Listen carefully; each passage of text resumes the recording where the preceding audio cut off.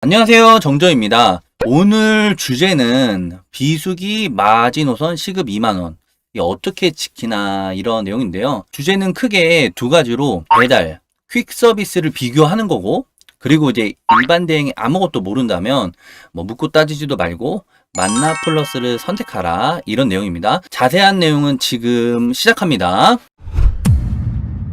제가 이제 3개월 이상 퀵 서비스에 대해 심도 있게 알아보고 자료도 많이 모았어요. 이 퀵사마다 천차만별하고 막 급변한 시대에 오늘은 대략적인 틀만 한번 다뤄보고요. 다음에 더 많은 사람들이 궁금해한다면 제가 알아봤던 내용들을 자세하게 한번 설명하는 그런 시간을 한번 가져보도록 하겠습니다. 제가 아침에 퀵을 하다가 저녁에 배달 대행을 하면서 수입을 보전하자, 이런 식으로 이때까지 말씀 많이 드렸는데요. 그래서 배달 대행하고 퀵 서비스에 들어가는 기본적인 틀, 오토바이, 핸드폰, 배달비, 배달 물품, 출금비 이런 게 있습니다. 그래서 이런 것들을 비교 간략하게만 오늘 한번 먼저 보여드릴게요. 배달 대행이나 퀵 서비스 할 때 오토바이를 대부분 이런 말씀 많이 하세요. 배달 대행은 당연히 125cc 이하가 쿼터급으로 갈 가능성도 없고요. 125cc 이하가 맞습니다. 근데 제가 퀵 서비스에서 300cc 이상으로 말씀을 지금 드리는 이유가 125cc도 퀵 서비스를 할 수가 있어요. 할 수가 있는데 125cc로 만약에 퀵 서비스를 할 경우에는 1년 만에 오토바이가 뻗을 수도 있습니다. 퀵 서비스 하시는 분이 1년에 7만 킬로까지 탄 걸 보통 자동차로도 2만을 타기가 힘든데, 1년에 진짜 지방을 계속 왔다 갔다 하지 않는 한 2만을 타기가 힘든데 7만 킬로를 달렸다고 하더라고요. 300cc 이상이면 7만이고 엔진이 크면 클수록 더 많이 탈 수가 있어요. 소모품은 더 많이 비싸게 들지만 더 유지를 오래 할 수가 있는데 125cc는 7만 정도면 힘듭니다. 125cc 이하로 배달 대행 가야 되고 퀵 서비스는 300cc 이상으로 가야 돼요. 이 쿼터급으로 안 올라가면 힘듭니다. 핸드폰은 일단 배달 대행은 투폰을 가져가는 사람이 없어요. 배달 대행으로 투폰을 할 수가 없죠. 왜냐면 폴을 찍고 있느라 바쁜데 어떻게 투폰을 합니까? 근데 퀵 서비스는 3대 4대 핸드폰도 있지만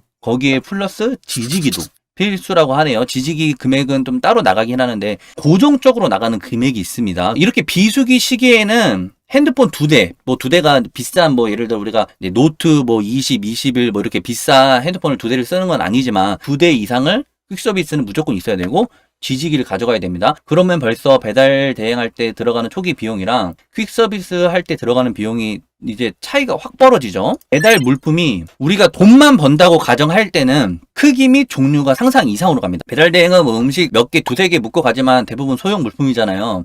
근데 이 크기 및 종류가 상상 이상이고 음식 상점이 아니라 이제 회사나 이런 데서 부르잖아요. 조금 막대하거나 하대하는 경우도 있고 소형 물품이라고 했는데 중형 물품인 경우도 많대요. 퀵 서비스에서 도착지 해가지고 돈을 받는 착불 같은 경우에는 계좌 이체를 해드릴게요 라고 말해서 믿고 갔는데 안 해주는 손님도 있다고 하더라고요. 그 스트레스가 많다고 하더라고요. 배달 대행 같은 경우에는 이렇게 됩니다.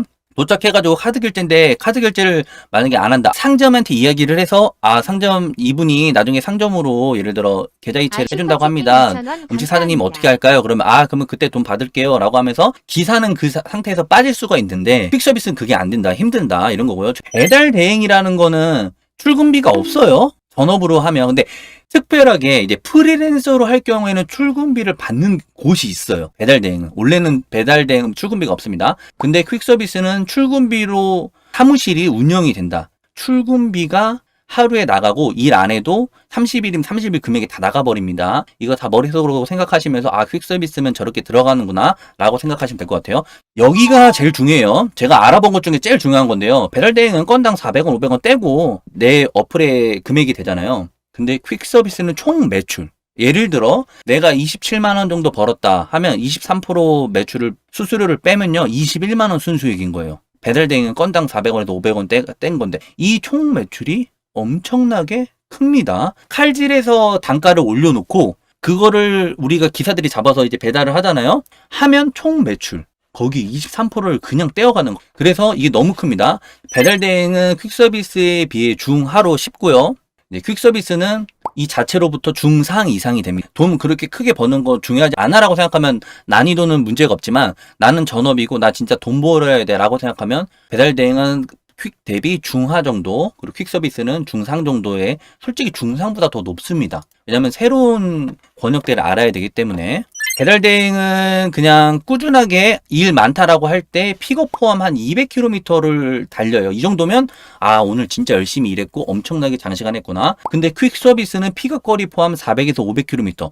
이거 생각하셔야 돼요. 이렇게 먼 거리를 다닌다면 우리 구동계나 그다음에 뭐 타이어 뭐 여러 가지 소모품들 있잖아요. 그런 게 더 많이 든다. 그리고 쿼터급으로 올라갈수록 기름값도 더 많이 든다. 그러니까 총 매출의 23%였지만 그 23%를 빼고도 유지 비용이 퀵 서비스가 엄청나게 많이 든다. 일하는 시간대가 11시부터 이제 9시까지인데 사실 아까 시급 초반에 우리가 이야기 나왔는데 정조님 시급 2만 원 어떻게 유지하시나요? 라고 말했을 때 제가 말씀드리는 건 요즘에 만약에 시급을 2만 원으로 나는 진짜 순수하게 일하는 시간으로 시급 2만 원을 유지하고 싶다라고 하면요. 점심 피크만 하고 그만두고 저녁 한 5시부터 정도에 나와서 마감까지 새벽 2시 마감까지 쭉 타면서 하면 시급 2만 원이 나옵니다. 한마디로 내가 원래 일하던 시간대 남들 다 같이 9시 출근해서 뭐 공무원처럼 뭐 저녁 7시 6시에 뭐 퇴근하고 이런 식으로 해서는 시급 2만 원이 나올 수가 없어요. 절대. 배달 대행이 시급 2만 원 이렇게 비수기 때 나오려면 남들이 일을 안 하는 시간에 해야 됩니다.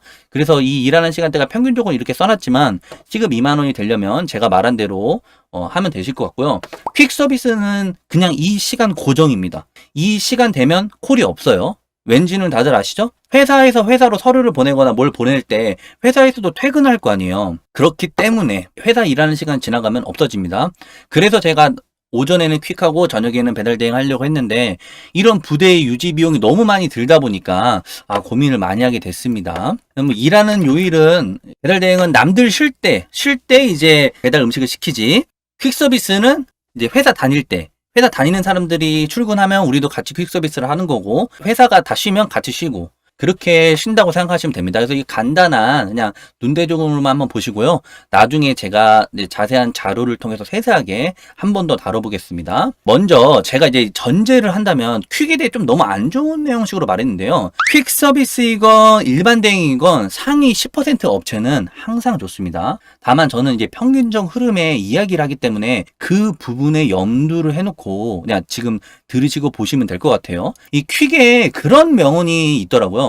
꼭 장부 작성해라. 돈을 번 거는 같은데 못 보는 직종이 퀵. 이런 말이 있고요. 추가로 앞으로 벌고 뒤로 빠지는 구조가 퀵 서비스라고 하더라고요. 처음에 이런 명언을 보고 이해가 안 됐으나 나중에 이제 자료 조사를 하다가 어느 정도 이렇게 와닿게 되었습니다. 그러면서 퀵 관련해서 조금 이야기를 더 하다 보면 처음에 동네 잔발이 배달하다가 오토바이로 파주 갔다가 수원 갔다가 퀵이 재밌게 느껴지는데 하다 보면 일을 깨우치고 그러면 참 오래 할지 못 된다 느끼고 내가 돈 벌어 남 좋은 일 시킨다라는 그런 느낌이 든다. 그러면서 뭐 일에 깨우치고 돈 벌어 남 좋은 일 시킨다 무슨 뜻일까요 하는데 어떻게 보면 제가 말한 대로 유지비가 많이 나온다 이렇게 생각하시면 됩니다. 그래서 뭐 적재보험료 지급값 달에 6만 원 무엇보다 한 콜당 수수료 23% 그림의 떡 같은 거 순수익 벌려면 배달은 21만 원 정도 찍으면 20만 원을 버는데 퀵은 26 정도 찍어야 된다 라고 간단하게만 보시면 될 것 같습니다. 배달 유튜브로서 아침에 퀵 저녁에 배달 대행 이렇게 고려해 봤는데 저는 퀵 서비스를 선택하지 않기로 이제 생각을 거의 굳혀져 갔습니다. 시간이 좀 지나서 나중에 고려해 볼 만한 뭐 그런 건 되지만 3개월 이상 흐름을 본 결과 배달이 일이 없으면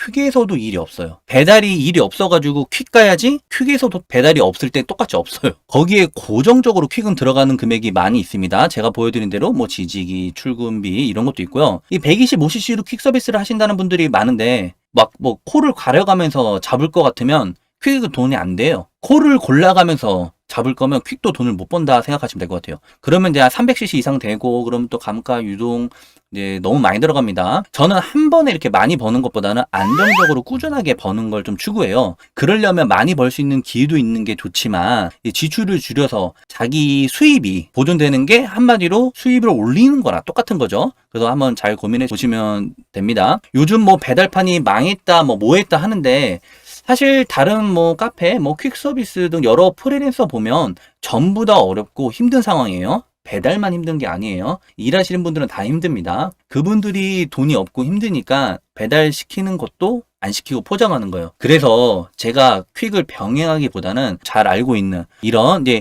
일반 대응으로 넘어가는 것도 낫다라고 생각합니다. 아까 말씀드린 것처럼 비수기 일반 대응을 선택한다면 만나 플러스인데요. 두 번째 주제로 넘어가기 앞서서 협업 및 이 광고인 점을 밝히고 제가 이제 주제를 시작하겠습니다. 제가 광고가 들어온다고 해서 무조건 무턱대고 다 하지 않는 거는 다들 아실 텐데 이 만나 플러스랑 이야기한 지가 벌써 1년 정도 됐습니다. 그렇기 때문에 만나 플러스에 대해서 그 전부터 관심이 있었고 비수기의 배달 대행을 선택한다면 이제 만나 플러스 한번 생각해 보시면 될 것 같아요. 이 국토부 배달업 실태 조사에서 이 배달원 수가 23만 명, 19 상반기 기준 엄청나게 증가했다는 거예요. 배달 대행 업체도 엄청나게 증가를 했습니다. 그래서 요즘 콜사 났어요. 근데 콜사가 났어. 이게 콜이 없는 걸까요? 주문이 없는 걸까요? 예전부터 많이 자료를 봐왔지만 이 코로나 이전이랑 지금이랑 비교해서예요. 당연히 코로나 때는 엄청나게 콜이 많았던 거고요. 지금은 코로나 이전, 그 다음 코로나 이후에 배달 보면 사람들이 배달 한번 시켜먹은 사람은 계속 시켜먹는 코로나 이전보단 지금이 많아졌어요. 콜이 없는 게 아니에요. 비 오자마자 콜이 엄청나게 넘쳐나고 그냥 기사가 많았던 거예요. 그래서 사람들이 뭐 배우신 분하고 뭐 콜은 100% 70% 들었다지만 기사는 100%에서 400%로 늘어남. 기사가 많아지면 우리가 어떻게 해야 돼요? 콜이 많은 지역을 가거나 아니면 콜이 많은 지사에 들어가거나 그 지사가 음식 외에 다른 배송까지 늘리는 이런 지사를 들어가야지 꾸준하고 안정적이게 수입을 낼 수 있습니다. 이 만나 플러스가 정말 지금 크고 있어요. 그래서 한 33,000명, 그러니까 전체 23만 명 중에 10%가 만나 배송원으로, 그러니까 일반 대행이 이 정도면 많이 엄청 큰 상황이죠. 그리고 1,600개소에 한 7,794개소 중 20.5%가 만나의 총판. 이런 말인즉슨 만나 본사 자체에서 확장을 하고 있다. 이렇게 생각하시면 됩니다. 아실 거예요. 제가 라이브 방송 긴급으로 켜서 보신 분들 많으시죠? 이 만나 플러스가 용산 지점 제가 갔을 때요. 그때가 지금보다 더 비수기였거든요. 그때 엄청나게 콜이 많았어요. 점심에 제가 이 영상을 찍으려고 만나 플러스를 갔습니다. 그래서 라방도 그때 켰었어요. 다파 아파트를 제가 갔었잖아요. 라이브 방송에서. 이제 콜 많은다고. 근데 이때 당시 라이브 방송 키기 전에 콜을 봤는데 이제 관리자 콜로 봤어요. 120개가 떠 있었습니다. 120개가. 와, 제가 이거 보고 와, 만나 플러스가 정말 콜이 많구나. 이 다파 아파트 간 것 중요한 내용이긴 했는데 그냥 콜이 120개가 떠 있어요. 그래서 콜을 못 빼니까 저랑 유튜브를 찍고 있었는데 다른 관리자가 저랑 유튜브 찍는 관리자한테 지금 왜 안 나와? 왜 콜을 안 빼줘? 하면서 이거 지금 진짜 뭐 너무 많이 밀려 막혀 막 이러면서 하는데 유튜브 지금 찍고 있으니까 지금 유튜브 하고 있어서 양해를 구하고 했을 정도로 비수기인데도 콜이 120개, 130개가 넘쳐났습니다. 장난 아니었어요. 만나 플러스 자체가 브랜드가 있고 콜이 많은 거 피부로도 느끼고 이게 한번 더 정확하게 한번 확인해보고 찾아보자 해서 제가 한번 뉴스나 이런 게 있나 해서 한번 봤습니다. 만나 플러스가 아니 그러면 이렇게 콜이 많은데 그 지점만 많은 거 아니야? 라고 해서 좀 제가 찾아봤는데요. 이것도 진짜 좀 신기하더라고요. 설 연휴 한파 효과로 13.6%가 증가했다고 하는데 이 한파 효과보다 제가 말씀드리고 싶은 건 작년 초부터 코로나 때문에 배달 대행은 콜이 거의 90%는 99%는 다 하락 곡선이에요. 올라가는 곳이 거의 없었어요. 당연히 올해도 다 하락입니다. 코로나 여파로 산처럼 올라갔던 콜들이 다 내려가는데 만나 플러스는 배달 건수가 늘었다는 자체가 음식을 넘어서 다른 곳까지 확장을 하고 있기 때문에 만나 플러스에서 일을 하게 된다면 음식 말고 다른 곳도 배달할 수 있게 되기 때문에 만나에 하시면 효과적으로 수입이 보존될 수 있다. 이렇게 한번 생각을 보시면 될 것 같아요. 그러면서 상승이 된다라는 것 자체가 엄청나게 놀라운 거고요. 그러면 만나가 얼마나 상승이 더 되냐? 만나 플러스 지난해 배달 건수 1억 6,400만 건 기록. 당연히 코로나 시기에 올라가는 성장세는 어느 업체나 엄청나게 가파르게 올라가요. 당연히 성장사 크기가 좀 줄긴 했어도 성장을 하고 있다는 거예요. 지난해 이렇게 1억 6,400만 건. 와, 만나 플러스의 저력이 느껴지는 부분이 아닐까 생각이 듭니다. 그러면서 만나 플러스가 뭐 어떤 거를 더 많이 하길래 이렇게 배달 건수가 많아지냐라고 보니까요. 만나 플러스 GS 리테일과 협력해 편의점, 슈퍼마켓 배달 수익 맞는다. 배민 입장에서는 비마트예요. 쿠팡은 쿠마트고요. 이 B2B B2B 하나 들어오면 콜이 엄청나게 많아지는 거 아시죠? 근데 콜이 안 많아진다 하더라도 꼭 음식이 아닌 GS 편의점이나 이런 거를 체결을 해서 배달을 하게 되면 피크 시간 아니더라도 편의점에서는 배달을 시키잖아요. 그러기 때문에 만나에서 이렇게 협약을 맺었다. 사업 확장력이 지금 장난이 아니다. 이런 생각이 많이 들었고요. 여기에 더불어 뭐 카카오 모빌리티는 다들 아시죠? 처음에 저도 카카오 도보 배송 나왔을 때 나도 한번 그냥 도보로 한번 해볼까 라고 생각을 했었습니다. 그때 당시 그런 정도로 누구나 카카오 도보를 아는데 만나플러스가 카카오 모빌리티와 업무 협약 근거리 배송 확대 그러니까 진짜 지금 제가 보여드린 대로 편의점도 그렇고 카카오도 그렇고 다 협약을 맺고 이 사업이 엄청나게 확장되어 있는 거예요. 그래서 만나플러스 들어가서 일을 하게 되면 꼭 음식이 아닌 이런 부분에서도 할 수 있다 라고 생각을 하시면 되고요. 이 정도로 사업을 넓히면서 만나플러스가 또 한 가지 하는 게 배민에서는 우리들 다들 아시잖아요. 복지라고 하면서 휴가비나 이런 걸 지원을 하는데 만나플러스에도 사업만 확장하는 게 아니라 우리카드에서 배달대행 플랫폼 만나 코퍼레이션과 제휴카드 내놓는다 해서 우리카드에서도 혜택을 볼 수 있게끔 뭐 이런 내용입니다. 그래서 간단하게만 이렇게 보시면 될 것 같고요. 이제 일반 대행에서도 시간제 보험이 들어왔습니다. 배민 쿠팡만 시간제 보험이 있는 게 아니라요. 이 만나플러스에서도 시간제 보험이 들어왔어요. 근데 시간제 보험의 여기에 특징 알려드릴게요. 그러면서 시간제 유상 운송 보험에 대한 쭉쭉쭉 나오는데요. 시간제 보험이 이 배민보다 나이가 21세로 낮췄어요. 사실 시간제 보험이 가입 안 되는 것 중에 하나가 나이 때문에 안 되시는 분들도 있었어요. 근데 21세로 시간제 보험이 낮춰졌습니다. 그리고 배민이나 뭐 다른 데서는 시간제 보험을 가입하려고 하면 자기 오토바이로 가입을 했어야 되는데 배송운이 전송으로 운행하는 자기 오토바이가 아니고 대리점 소유의 오토바이도 시간제가 가입이 가능해요. 한마디로 시간제를 내 오토바이로도 할 수 있지만 뭐 대리점에서 빌려서 하는 오토바이도 시간제로 가능하다. 여러 가지 선택 권한을 할 수 있는 게 많아졌다. 그래서 만나플러스에 가셔서 당연히 다들 시간제 보험이 있으니까 시간제 보험 들고 하시겠지만 이 오토바이가 꼭 없어도 뭐 빌려서라도 이제 시간제 보험을 할 수 있다. 그래서 제가 이런 여러 가지 뉴스를 보여주고 느낀 건 일반 대행에서는 지금 제일 화두로 올라가고 있다. 내가 만약에 수입이 잘 안 나와. 그러면 제가 지금 보여드린 여러 가지 내용과 뉴스를 이제 좀 듣고 이게 괜찮다라고 생각 들면 아무것도 일반 대행에 모른다면 그냥 무턱대고 만나플러스 먼저 가보시는 게 제일 현명한 선택이 될 거다. 이렇게 말씀을 드릴게요. 야채 손우님 2,100원, 철님은 항상 철님 2,000원, 아이오님 2,000원, 진해님 2,000원. 안녕. 다들 안녕. 감사합니다.